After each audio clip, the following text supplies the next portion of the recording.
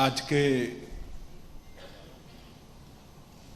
SC सम्मेलन में मंच पर उपस्थित भारतीय जनता पार्टी के प्रदेश अध्यक्ष सम्माननीय के सुरेंद्रन जी, प्रदेश के प्रभारी और तमिलनाडु के नेता श्री सीपी राधाकृष्णन जी, हमारे राष्ट्रीय उपाध्यक्ष श्री एपी अब्दुल्ला कुट्टी जी, श्री पीके कृष्णदास जी, कुंभणम राजशेखरन जी, श्रीमती सीके जानू जी, और आज जिनको मिलकर एक पवित्र व्यक्ति को मिलने का एहसास होता है, ऐसे हमारे पद्मश्री M.K. कुंजोल जी, और आज इस अवसर पर अनेक संगठनों से आए हुए अनुसूचित जाति समाज के सभी पदाधिकारी भाइयों बहनों, सभी को मेरा प्रणाम। आप सबको नमस्कार। ഇന്നത്തെ പട്ടികജാതി സമ്മേളനത്തിൽ സ്റ്റേജിൽ ഉപവിഷ്ടരായിരിക്കുന്ന ബിജെപിയുടെ സംസ്ഥാന പ്രസിഡന്റ് ശ്രീ കെ സുരേന്ദ്രൻ, കേരളത്തിൻ്റെ പ്രഭാരിയും തമിഴ്നാട്ടിലെ നേതാവുമായിട്ടുള്ള ശ്രീ സി.പി. രാധാകൃഷ്ണൻ, ബിജെപിയുടെ അഖിലേന്ത്യാ vice president Shri Abdullakutty, Shri P K. Krishnadas, Shri Kummanam Rajasekharan, Shrimati C K. Janu, ഇവിടെ വന്ന അവസരത്തിൽ ഒരു മഹാത്മാവുമായിട്ട് എനിക്ക് ഇവിടെ സന്ധിക്കുവാൻ സാധിച്ചു. പത്മശ്രീ എൻ.കെ. കുഞ്ഞോൽ മാഷ്, അതുപോലെ തന്നെ ഈ സമ്മേളനത്തിൽ പങ്കെടുക്കുന്ന വ്യത്യസ്ത സംഘടനകളിൽ നിന്നുള്ള നേതാക്കളെ, ഇവിടെ പങ്കെടുക്കുന്ന സഹോദരി സഹോദരന്മാരെ। सुरेंद्रन जी, ये सारे लोग मीडिया के जरा सेट कर कर बैठ जाए तो अच्छा रहेगा। ഈ മീഡിയക്കാരൊന്ന് അഡ്ജസ്റ്റ് ചെയ്തൊന്ന് ഇരുന്നാൽ കൊള്ളാമെന്നാണ് പറഞ്ഞത്। मैं यहीं रहकर बोलूंगा तो आप सेट कर लीजिए, फिर इधर उधर नहीं जाऊंगा। അവിടെ ഇരിക്കുക, അങ്ങോട്ടും ഇങ്ങോട്ടും പോകാതെ അവിടെ ഇരിക്കുക, ഇവിടെ നിന്ന് സംസാരിക്കുന്ന അവസരത്തിൽ। मैं आज सबसे पहले केरल के सभी निवासियों को और केरल की महान जनता को ओणम की बहुत बहुत शुभकामनाएं, अग्रिम बधाई देना चाहता हूं। ആദ്യമായി ഞാൻ ഇന്ന് കേരളത്തിലെ ഈ മഹത്തായിട്ടുള്ള ജനതയ്ക്ക് ഞാൻ ഓണത്തിൻ്റെ ആശംസകൾ നേരുന്നു। आज भगवान पद्मनाभ स्वामी की ये महान नगरी में मैं आया हूं और इससे अनेक गुना ज्यादा आनंद आज मुझे एससी सम्मेलन में आप लोगों को मिलकर हो रहा है। പത്മനാഭസ്വാമിയുടെ പവിത്രമായിട്ടുള്ള ഈ ഭൂമിയിൽ വന്നുകൊണ്ട് ഇവിടെ ഈ എസ്.സി. സമ്മേളനത്തിൽ പങ്കെടുക്കുന്ന എനിക്ക് വളരെയധികം ആഹ്ലാദം എനിക്ക് അനുഭവപ്പെടുകയാണ്। मित्रों, कल भारत के रक्षा इतिहास का एक बहुत महत्वपूर्ण दिन था, जब हमारे प्रधानमंत्री जी ने यही केरल के सागर किनारे से भारत में नवनिर्मित संपूर्ण आत्मनिर्भर भारत की कल्पना को चरितार्थ करने वाला हमारा विक्रांत राष्ट्र को समर्पित किया। സുഹൃത്തുക്കളെ, ഇന്നലെ നമ്മുടെ പ്രതിരോധ രംഗത്ത് വളരെയധികം മുന്നേറ്റം നടത്തുന്ന, അതുപോലെ തന്നെ ഈ രാജ്യത്തിൻ്റെ സംരക്ഷണത്തിന് വേണ്ടി നിലകൊള്ളുന്ന ഒരു പദ്ധതി ഇന്നലെ പ്രധാനമന്ത്രി ഇതേ കേരളത്തിൻ്റെ സമുദ്രതീരത്ത് നിന്നുകൊണ്ട് അദ്ദേഹം ഈ ചരിത്രത്തിൽ തങ്കലിപികളിൽ എഴുതുന്ന രീതിയിൽ പൂർണ്ണമായിട്ടുള്ള ആത്മനിർഭരത്തിൻ്റെ അടിസ്ഥാനത്തിൽ നിർമ്മിച്ച ആ കപ്പൽ അദ്ദേഹം ഉദ്ഘാടനം ചെയ്യുകയുണ്ടായി। और हमारी नौसेना को गुलामी की सभी निशानियों को पीछे छोड़कर अपनी वैभवशाली संस्कृति पर गर्व करने वाला शिवाजी महाराज के राज चिन्ह से संस्कारित एक नया निशान भी मोदी जी ने नौसेना को देने का काम किया है। നമ്മുടെ നാവികസേനയ്ക്ക് ഇതുവരെയുള്ള അടിമത്തത്തിൻ്റെ ചിഹ്നം വലിച്ചെറിഞ്ഞുകൊണ്ട് ഈ രാജ്യത്തിൻ്റെ മഹത്തായിട്ടുള്ള ആ പാരമ്പര്യം ഉൾക്കൊള്ളുന്ന ആ ചിഹ്നം ശിവാജി മഹാരാജിൻ്റെ ആ ചിഹ്നം മോഡിജി രാഷ്ട്രത്തിന് വേണ്ടി സമർപ്പിക്കുകയുണ്ടായി. आज जब मैं यहाँ पर महात्मा अय्यंकाली की भूमि पर आया हूं, उस वक्त केरल बीजेपी के सभी कार्यकर्ताओं को बहुत बहुत बधाई देना चाहता हूं, क्योंकि पूरे देश भर में बीजेपी के काम करने के लिए सिर्फ राष्ट्रभक्ति चाहिए, मगर केरल में काम करने के लिए राष्ट्रभक्ति और बलिदान करने की ताकत और बहादुरी तीनों चाहिए. ഇന്ന് അയ്യങ്കാളിയുടെ ഈ മഹത്തായിട്ടുള്ള ഈ ഭൂമിയിൽ വരുന്ന അവസരത്തിൽ കേരളത്തിലെ BJP പ്രവർത്തകർക്ക് ഞാൻ അഭിനന്ദനങ്ങൾ അർപ്പിക്കുകയാണ്. ഈ രാജ്യത്ത് അങ്ങോളം ഇങ്ങോളുമുള്ള BJP പ്രവർത്തകരെ സംബന്ധിച്ചിടത്തോളം മറ്റു പ്രദേശങ്ങളിൽ അവർക്ക് രാഷ്ട്രഭക്തി മതി. പക്ഷേ കേരളത്തിൽ പ്രവർത്തിക്കുന്നതിന് രാഷ്ട്രഭക്തി മാത്രമല്ല, ബലിദാനം ചെയ്യാനുള്ള ആ ശക്തിയും ധൈര്യവും ഉണ്ടായിരിക്കണം. അതാണ് കേരളത്തിലെ പ്രവർത്തകരുടെ പ്രത്യേകത. मित्रों, आज मैं केरल के सभी भारतीय जनता पार्टी के कार्यकर्ताओं ये कहने आया हूं कि वो दिन दूर नहीं है जब केरल में भी कमल का निशान का झंडा फहरने वाला है. സുഹൃത്തുക്കളെ, ഇന്ന് ഞാൻ കേരളത്തിൽ വരുന്ന അവസരത്തിൽ നിങ്ങളോട് പറയുവാൻ ആഗ്രഹിക്കുകയാണ്, ആ ദിവസം വിദൂരമല്ല. കേരളത്തിലും താമര വിരിയുമെന്നുള്ള കാര്യത്തിൽ യാതൊരു സംശയവുമില്ല എന്ന് ഞാൻ പറയുവാൻ ആഗ്രഹിക്കുകയാണ്. मित्रों, पूरे देश भर से कांग्रेस धीरे धीरे धीरे जनमानस से लुप्त हो रही और पूरी दुनिया से कम्युनिस्ट पार्टी लुप्त हो रही है. केरल में राजनीतिक भविष्य है तो केवल और केवल मोदी जी के नेतृत्व की भारतीय जनता पार्टी का राजनीतिक भविष्य है. हमारे कार्यकर्ताओं ने इस बात को अपने मन में स्थान देकर पुरुषार्थ करने की जरूरत है. ഈ രാജ്യത്ത് നിന്ന് കോൺഗ്രസ് പതുക്കെ പതുക്കെ പതുക്കെ അപ്രത്യക്ഷമായിക്കൊണ്ടിരിക്കുകയാണ്. അതുപോലെ ലോകത്ത് നിന്ന് കമ്മ്യൂണിസ്റ്റ് പാർട്ടിയും കമ്മ്യൂണിസത്തിൻ്റെ ആശയവും മാറിക്കൊണ്ടിരിക്കുകയാണ്. ഇന്ന് ഈ കേരളത്തിൽ ഏതെങ്കിലും പാർട്ടിക്ക് ഭാവിയുണ്ടെങ്കിൽ അത് ഭാരതീയ ജനതാ പാർട്ടിക്ക് മാത്രമെന്ന് പറയാൻ ആഗ്രഹിക്കുകയാണ്. ഇത് മനസ്സിൽ ധരിച്ചുകൊണ്ട് വേണം ഭാരതീയ ജനതാ പാർട്ടിയുടെ പ്രവർത്തകര് പ്രവർത്തിക്കുവാനെന്ന് പറയുവാൻ ഞാൻ ആഗ്രഹിക്കുകയാണ്. मित्रों, 2014 में जब देश की महान जनता ने मोदी जी के नेतृत्व में भारतीय जनता पार्टी को सरकार बनाने का मौका दिया, मोदी जी पहली बार सांसद भी बने, प्रधानमंत्री भी बने, और जब पार्लियामेंट में जाते थे तब उसके बाद पार्लियामेंट की सीढ़ियों को, वो भूमि को माथे से लगाकर उन्होंने कहा था कि ये भारतीय जनता पार्टी की नरेंद्र मोदी सरकार दलितों की है, गरीबों की है, पिछड़ों की सरकार. 2014 ഭാരതീയ ജനതാ പാർട്ടി നരേന്ദ്രമോദിയുടെ നേതൃത്വത്തിലെ സർക്കാർ വന്ന അവസരത്തിൽ അന്ന് നരേന്ദ്രമോദി ലോക്സഭാ മെമ്പറിലായിരുന്നു. ആദ്യമായിട്ടാണ് ലോക്സഭാ മെമ്പറാകുന്നത്, അതുപോലെ തന്നെ പ്രധാനമന്ത്രിയാകുന്നത്. ആ പാർലമെന്റിൽ എത്തിയപ്പോൾ ആ പവിത്രമായിട്ടുള്ള ഭൂമിയെ അദ്ദേഹം നമസ്കരിച്ചു, ആ പടികളിൽ നമസ്കരിച്ചു. എന്നിട്ട് അദ്ദേഹം പറഞ്ഞു, നരേന്ദ്രമോദിയുടെ സർക്കാർ എന്ന് പറയുന്നത് അത് ദളിതരുടേതാണ്, അത് പാവപ്പെട്ടവരുടേതാണ്, അത് പിന്നോക്കക്കാരുടേതാണ് എന്നാണ് നരേന്ദ്രമോദി പറഞ്ഞത്.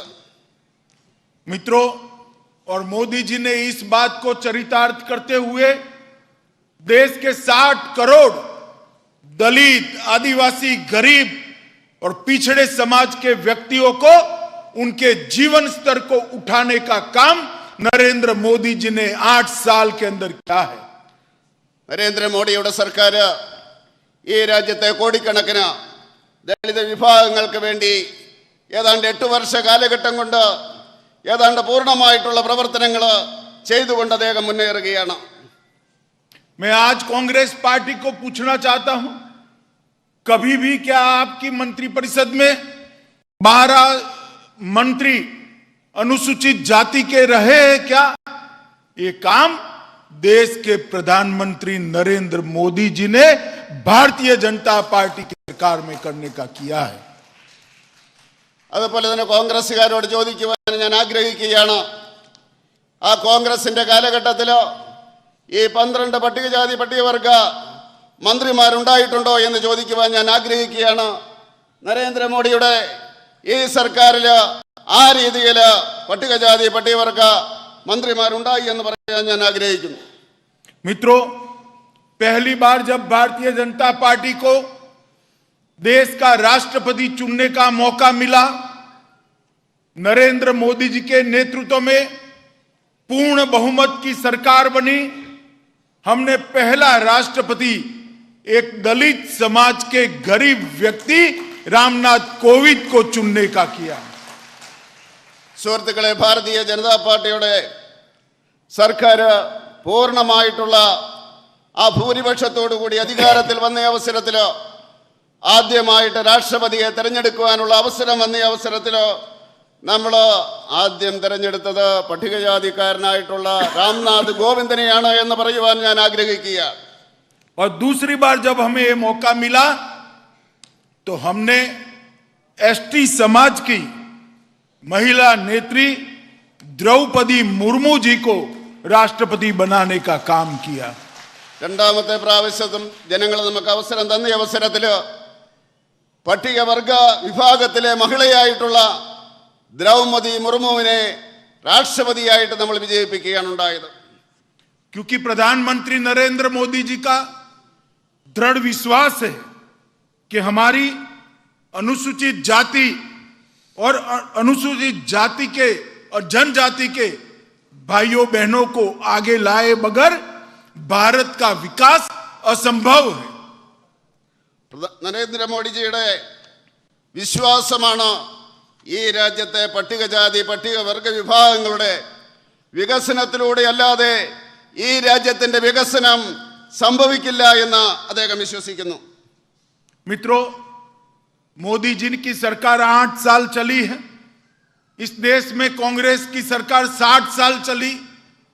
ये कम्युनिस्ट भाइयों को भी लगभग 8 साल तक सत्ता में भागीदारी की, मगर दलित समाज, आदिवासी समाज, गरीबों का कभी कल्याण करने का काम नहीं किया, सिर्फ उनके वोट लेने का काम किया.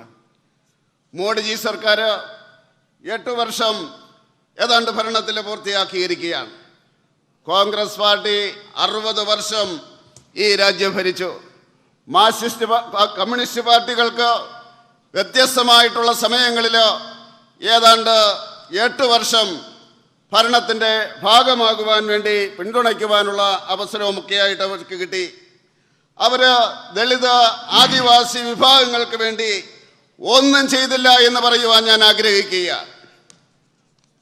मित्रों, नरेंद्र मोदी जी ने 10 करोड़ लोगों को मुद्रा योजना में छोटी छोटी लोन देने का काम किया. उसमें से 50%, 10 करोड़ में से 50% दलित समाज के लोग हैं. സുഹൃത്തുക്കളെ, നരേന്ദ്രമോദിയുടെ സർക്കാർ 10 ലക്ഷം കോടി രൂപയുടെ 10 കോടി ജനങ്ങൾക്ക് മുദ്രാ ലോൺ കൊടുക്കുവാൻ വേണ്ടി ആ പദ്ധതി നടപ്പിലാക്കി. ആ അവസരത്തിൽ അതിൻ്റെ 50%, 10 കോടിയിൽ 10 കോടി ജനങ്ങളിൽ 50% ദളിത് വിഭാഗത്തിന് വേണ്ടിയാണ് മാറ്റിവെച്ചതെന്ന് പറയുവാൻ ആഗ്രഹിക്കുകയാണ്. उज्ज्वला योजना के तहत 9 करोड़ गरीबों को गैस के सिलेंडर दिए गए. 9 करोड़ में से 5 करोड़ एससी और एसटी समाज की माताओं को गैस का सिलेंडर देने का काम किया गया है. അതുപോലെ ഉജ്ജ്വല യോജനയുടെ അടിസ്ഥാനത്തിൽ 9 കോടി ദരിദ്ര കുടുംബങ്ങൾക്ക് ഗ്യാസ് കണക്ഷൻ കൊടുത്തു. അതിലെ അഭിമാനമുണ്ട്. 5 കോടി SC ST जनविभागങ്ങൾക്കാണ് കൊടുത്തതെന്ന് പറയുവാൻ ഞാൻ ആഗ്രഹിക്കുകയാണ്. स्वच्छ भारत के तहत 11 करोड़ शौचालय बनाए. 11 करोड़ शौचालय में से 5 करोड़ 50 लाख शौचालय SC और ST समाज के लोगों के बनाए गए हैं. അതുപോലെ തന്നെ ഈ നാട്ടിലെ ശൗചാലയങ്ങൾ ഉണ്ടാക്കിയ അവസരത്തിൽ സ്വച്ഛ ഭാരതിൻ്റെ അടിസ്ഥാനത്തിലുണ്ടാക്കിയപ്പോൾ 11 കോടി ടോയ്ലറ്റുകൾ ഉണ്ടാക്കിയ അവസരത്തിൽ അതിൽ നിന്ന് 5 കോടി 50 ലക്ഷം ടോയ്ലറ്റുകൾ SC/ST ജനവിഭാഗങ്ങൾക്ക് വേണ്ടിയാണ് പണിതെന്ന് പറയാൻ ആഗ്രഹിക്കുക. 8 करोड़ गरीबों के घर में नल से पानी पहुंचाया गया. उसमें से 3 करोड़ गरीब दलित और आदिवासी समाज के हैं. അതുപോലെ തന്നെ ഏതാണ്ട് 8 കോടി ജനങ്ങളിലെ വീടുകളിൽ പൈപ്പിൽ വെള്ളം എത്തിക്കുകയുണ്ടായി. അതിലെ 8 കോടിയിലെ 3 കോടി ആ പട്ടികജാതി പട്ടികവർഗത്തിൽപ്പെട്ടവരാണ് എന്ന് പറയുവാൻ ഞാൻ ആഗ്രഹിക്കുക. मित्रों, लगभग 11 करोड़ गरीब किसानों को 11 करोड़ किसानों को हर साल 6,000 रुपया उनको सहायता के रूप में दिया जाता है. സുഹൃത്തുക്കളെ, എല്ലാ വർഷവും ഏതാണ്ട് 11 കോടി കർഷകർക്ക് വർഷം 6,000 രൂപ വെച്ച് കൊടുത്തുകൊണ്ടിരിക്കുകയാണ്. और 2 करोड़ 7 लाख गरीबों को आवास देने का काम किया है. उसमें से 1 करोड़ 11 लाख दलित और आदिवासी समाज के भाई बहन हैं. അതുപോലെ തന്നെ 2 കോടി 60 ലക്ഷം വീടുകൾ ദരിദ്ര ജനവിഭാഗങ്ങൾക്ക് വേണ്ടി വെച്ചു കൊടുത്തു. അതിൽ 1 കോടി 11 ലക്ഷം പട്ടികജാതി പട്ടികവർഗത്തിന് വേണ്ടിയാണ് എന്ന് പറയാൻ ഞാൻ ആഗ്രഹിക്കുക. और 80 करोड़ गरीबों को 2 साल तक प्रति व्यक्ति 5 किलो अनाज मुफ्त दिया गया. वो सभी के सभी में सबसे ज्यादा मेरे अनुसूचित जाति के भाई हैं. അതുപോലെ തന്നെ 80 കോടി ദരിദ്രർക്ക് 2 വർഷ കാലഘട്ടം 5 കിലോ അരി വെച്ചു കൊടുക്കുവാൻ വേണ്ടി നമ്മൾ തീരുമാനിച്ചു കൊടുത്തുകൊണ്ടിരിക്കുകയാണ്. അതിൽ ഭൂരിപക്ഷവും ദളിത് വിഭാഗത്തിന് വേണ്ടിയാണ് എന്ന് പറയുവാൻ ഞാൻ ആഗ്രഹിക്കുക. मैं पूछना चाहता हूं गरीबों की बात करने वाली कम्युनिस्ट पार्टी को और गरीबी हटाओ का नारा देने वाली कांग्रेस पार्टी को कि आपने दलित समाज और आदिवासी समाज के लिए, गरीबों के लिए क्या किया, इसका हिसाब किताब लेकर दलित समाज के सामने आपका हिसाब देना चाहिए. അതുപോലെ തന്നെ ഞാൻ ചോദിക്കുവാൻ ആഗ്രഹിക്കുകയാണ്, ദരിദ്രർക്ക് വേണ്ടി നിലകൊള്ളുന്നു എന്ന് പറയുന്ന കമ്മ്യൂണിസ്റ്റ് പാർട്ടിയും ഗരീബി ഘട്ടോവ എന്ന് പറഞ്ഞുകൊണ്ട് കോൺഗ്രസ്സുകാർ വന്ന ആ കോൺഗ്രസ്സുകാരോട് ഞാൻ ചോദിക്കുവാൻ ആഗ്രഹിക്കുകയാണ്, ദളിത് ആദിവാസി ദരിദ്ര ജനവിഭാഗങ്ങൾക്ക് വേണ്ടി നിങ്ങൾ എന്തൊക്കെയാണ് കൊടുത്തതെന്ന് അതിൻ്റെ കണക്കുമായിട്ട് നിങ്ങൾ ഈ പട്ടികജാതി പട്ടികവർഗത്തിന്റെ മുമ്പിൽ വന്ന് അവതരിപ്പിക്കണമെന്ന് ഞാൻ ആഗ്രഹിക്കുകയാണ്. जब तक देश में कांग्रेस का शासन रहा आंबेडकर जी को भारत रत्न नहीं मिला. जब कांग्रेस का शासन गया तभी भारत रत्न आंबेडकर जी को देने का काम हुआ. എത്ര നാൾ കോൺഗ്രസ്സുകാർ അധികാരത്തിലിരുന്നോ ആ കാലഘട്ടത്തിലോ അംബേദ്കറിന് ഭാരതരത്നം കൊടുത്തില്ല. എന്ന് കോൺഗ്രസ് അധികാരത്തിൽ നിന്ന് പുറത്തുപോയോ അന്ന് അംബേദ്കറിന് ആ ഭാരതരത്നം കൊടുക്കുകയുണ്ടായി. मित्रों, 14 अप्रैल को राष्ट्रीय समरसता दिवस घोषित कर हमेशा के लिए आंबेडकर जी को श्रद्धांजलि देने का काम नरेंद्र मोदी जी ने किया है. ഏപ്രിൽ മാസം 14 തീയതി സമരസതാ ദിനമായിട്ട് പ്രഖ്യാപിച്ചുകൊണ്ട് എന്നേക്കുമായിട്ട് രാഷ്ട്രം അംബേദ്കർജിയെ സ്മരിക്കുന്നതിന് വേണ്ടി, ശ്രദ്ധാഞ്ജലി അർപ്പിക്കുന്നതിന് വേണ്ടി പ്രിയങ്കരനായ നരേന്ദ്രമോദി ആ ദിവസം പ്രഖ്യാപിക്കുകയുണ്ടായി.